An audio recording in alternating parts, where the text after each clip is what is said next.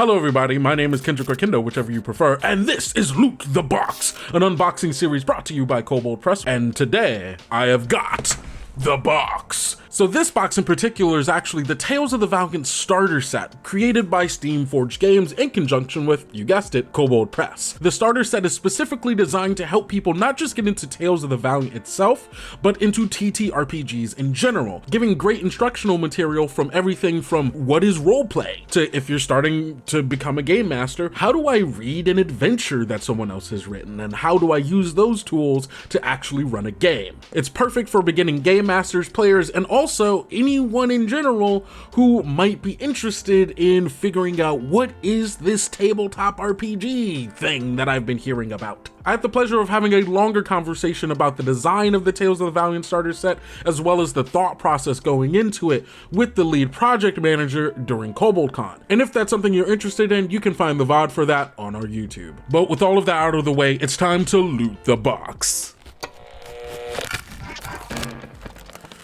Purely just on the size of this box and the packaging in it, this is like, it's a pretty solid size. It's not as big as some board game boxes go, but it's like, it'll take a nice spot on the shelf.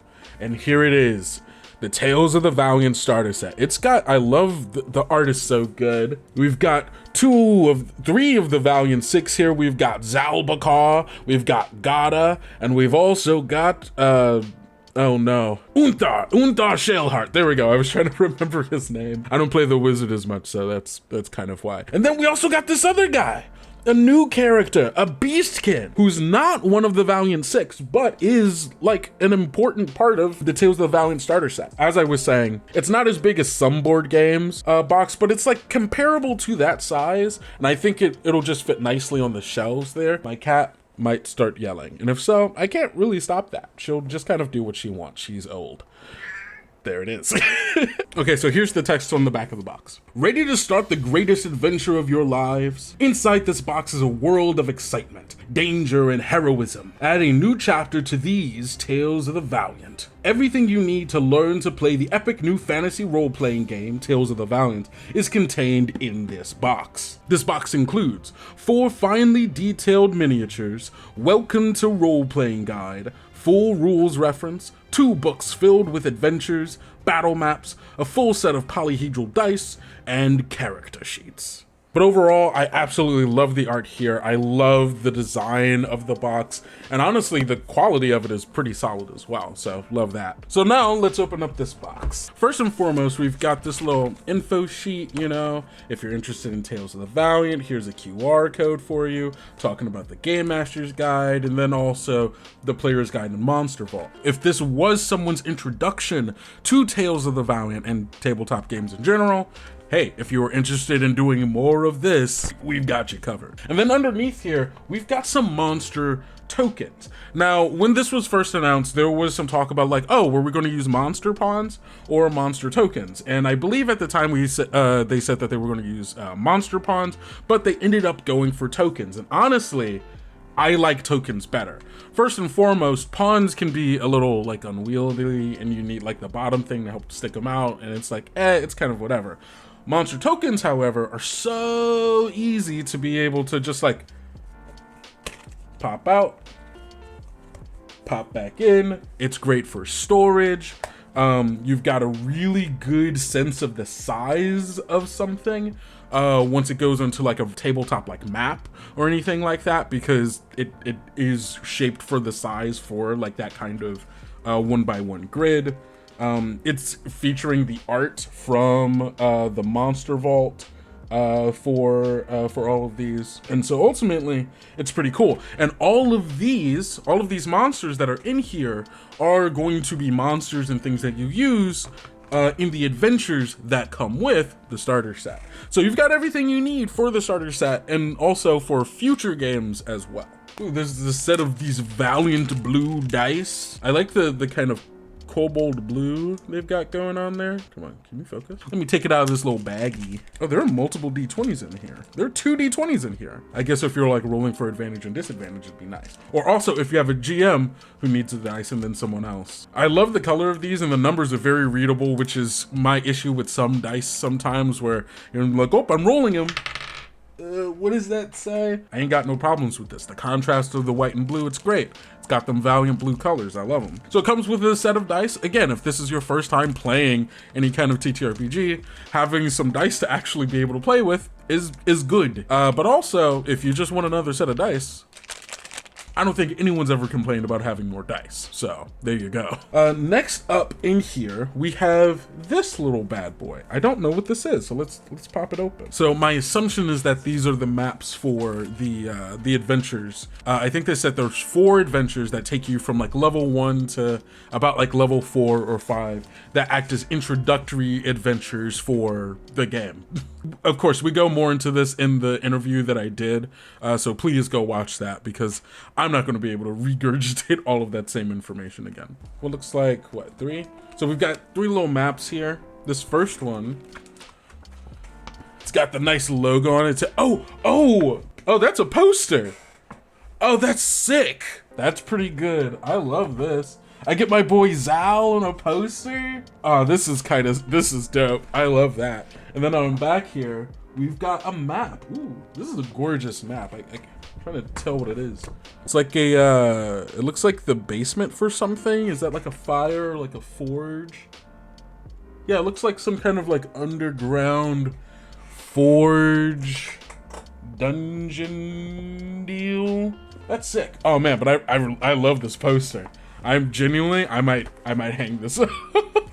I might hang this up because that's pretty good. Next up, we've got,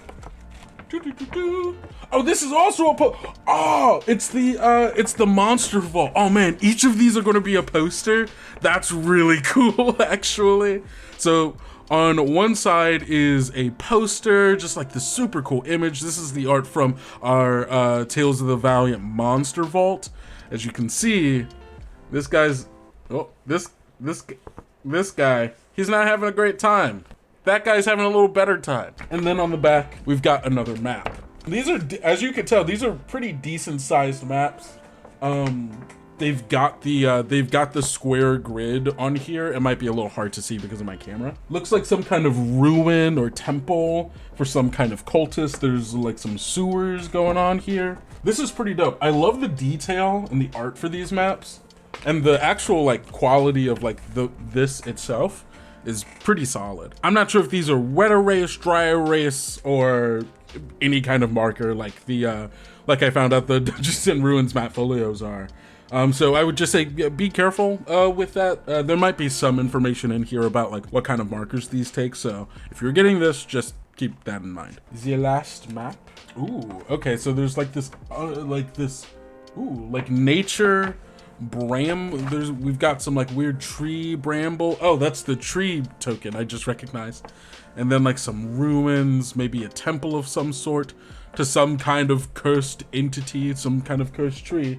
And then on the back, rather than like another poster, we have yet another map, which is like this cool like nature maze. This is sick.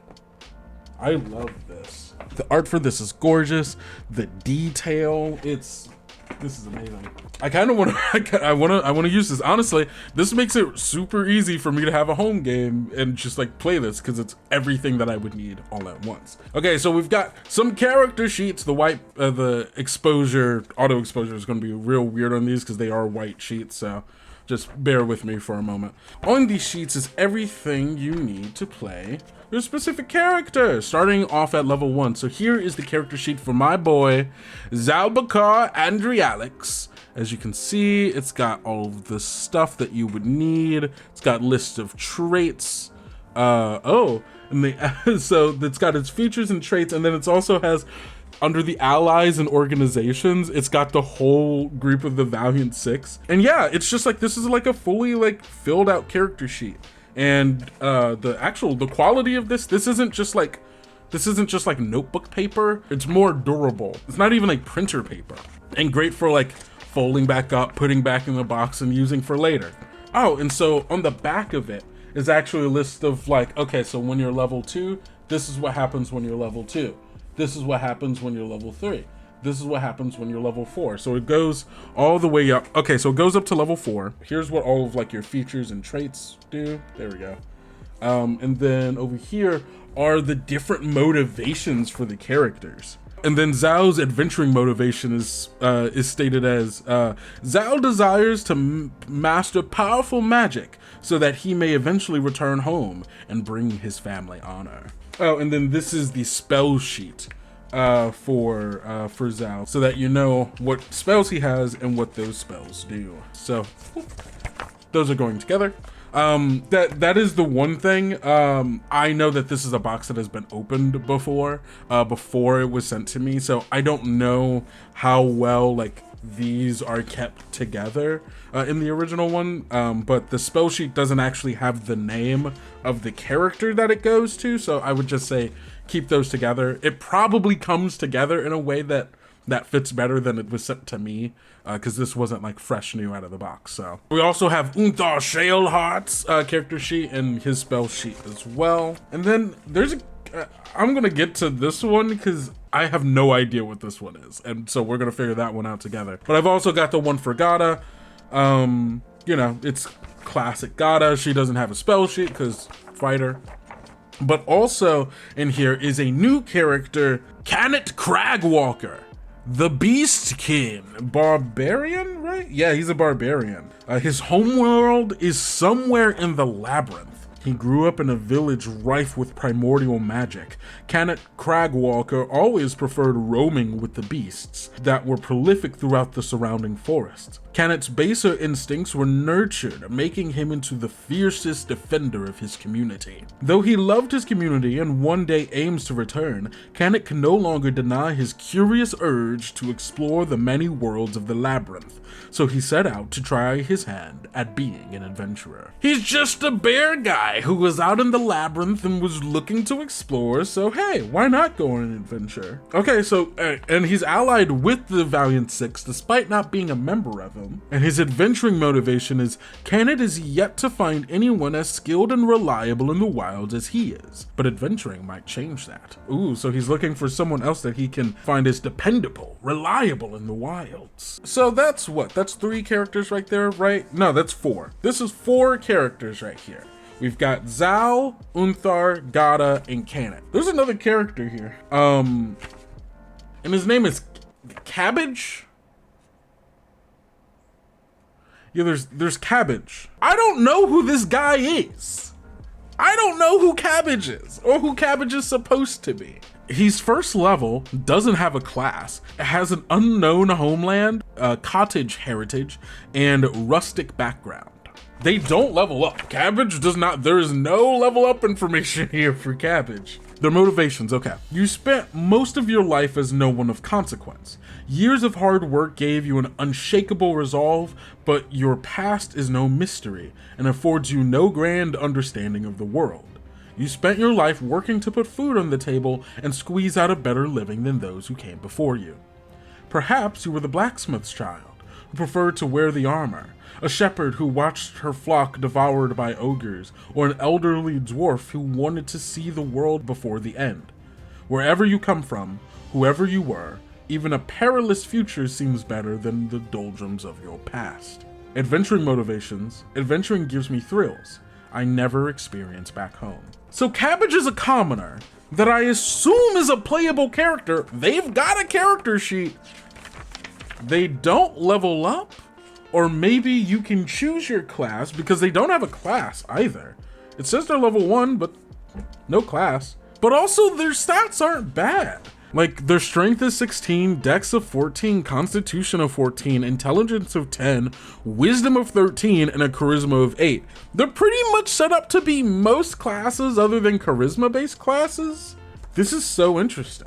Commoner character, if that's something that one of your players wants to be. That's so interesting. I wonder if there's more about that in these books. Speaking of the books. So in total, there are 4 of these books that are in here. Welcome to Role-Playing Games, the Rules Reference, the Introductory Adventures, and the Advanced Adventures. These two are obviously thicker little books than these are, but the printing on these and the binding are really nice. I love these like kind of zine-sized books. But yeah, so this first book, it runs you about 51 pages if you count the gorgeous artwork on the inside. Being generous, we have 49 pages of rule references, and this kind of just walks you through everything from, let's see, introduction, ability scores, ability modifiers, advantages and disadvantage, luck, 3 types of checks, skills, perception and investigation, hiding, adventuring. And on the inside of these is just what you would expect from another Kobold Press book. It's got the same kind of design and the same stylistic philosophy as the rest of the Tales of the Valiant books,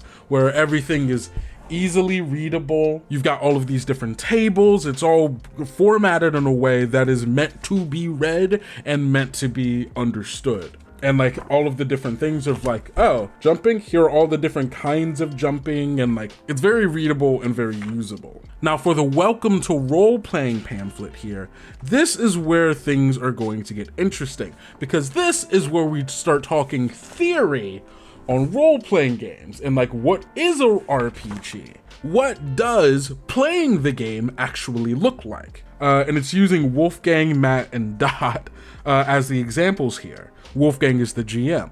You wake up in an empty room. It might have been an operating theater a long time ago, or it might have been a torture chamber. A variety of sharp-looking implements hang from the walls streaked with something that looked disturbingly like blood. Dry blood, yes, but even so, a strong scent of decay hits your nostrils, sweet and cloying. It's strongest from the corner of the room where you can see a number of buckets. Only one door leads out, a heavy iron-studded hunk of wood. What are you guys doing? And then Matt says, well, this doesn't sound like somewhere I want to be, really. So my character, a great big bear, a literal bear, Wolfgar Fobane, is going to get one of those sharp-looking implements down from the hall. What kind of things do we have to choose from? None of them are what you'd call conventional weapons. There are no swords or anything like that. There's a rusty, evil-looking hacksaw, or nope, you had me at hacksaw. That's perfect.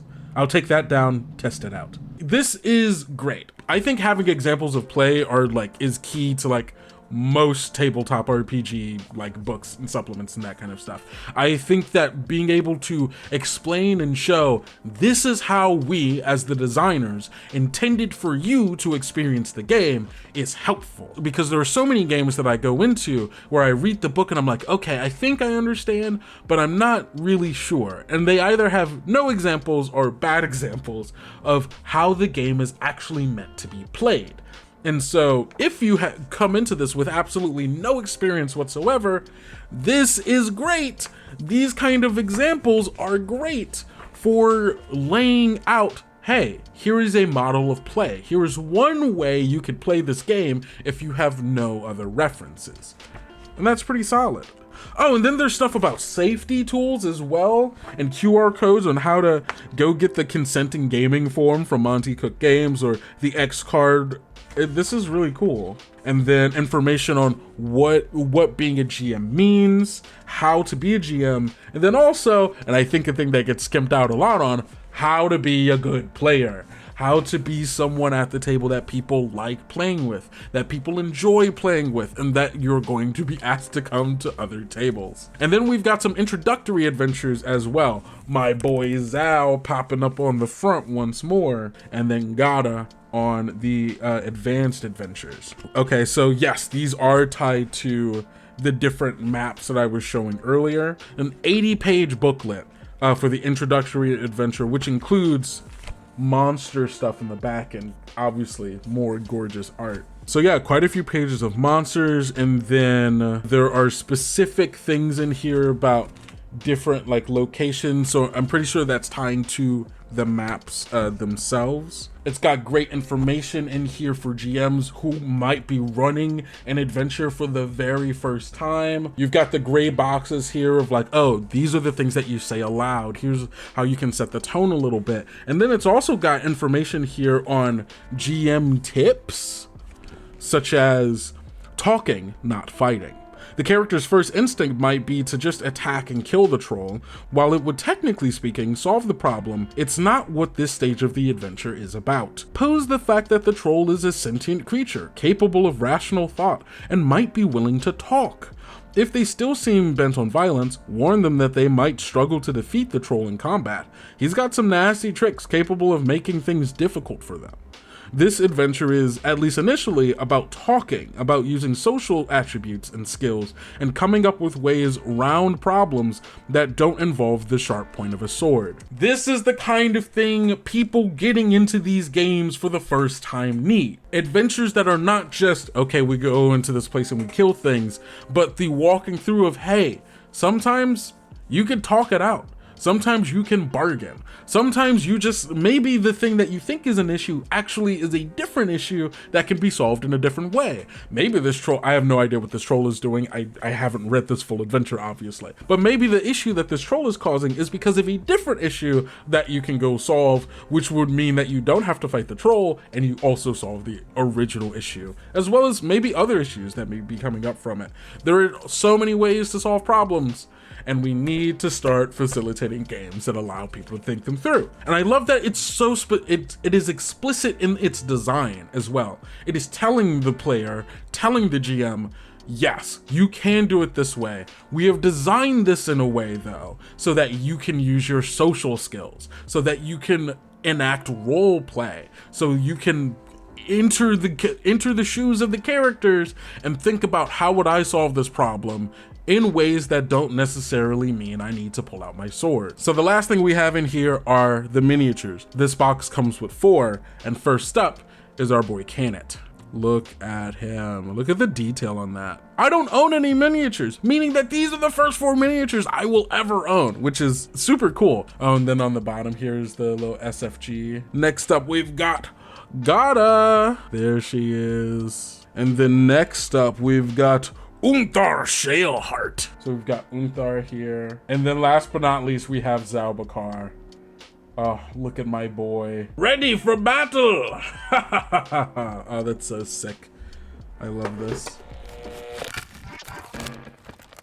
So that is everything in this Tales of the Valiant starter kit by Steamforged Games. Honestly, I think that this is a wonderful gift for anyone who might be willing to take that first step into tabletop RPGs, or Tales of the Valiant more specifically. But if you're just trying to get someone into the mindset of we can do this, we can play this game, we can tell a story together collaboratively, and it's not going to be that hard, everything you need is right here. Plus all of the character sheets, the dice, the maps, it just all comes together to make a really, really solid product that I can't wait for people to actually get their hands on. So if you haven't already gone to pre-order your Tales of the Valiant starter set by Steamforged Games, now is the time, because you're not going to want to miss it, and this can be a great addition to your shelf, or maybe the shelf of someone you know who's been looking to maybe take their first steps into this wonderful hobby of ours. Thank you all so much for being here. I hope you all enjoyed it, and I hope you're ready for whenever I get the next box so we can loot that one too. But until then, don't forget to go out, be bold, be brave, be valiant, and well, I'll see you next time.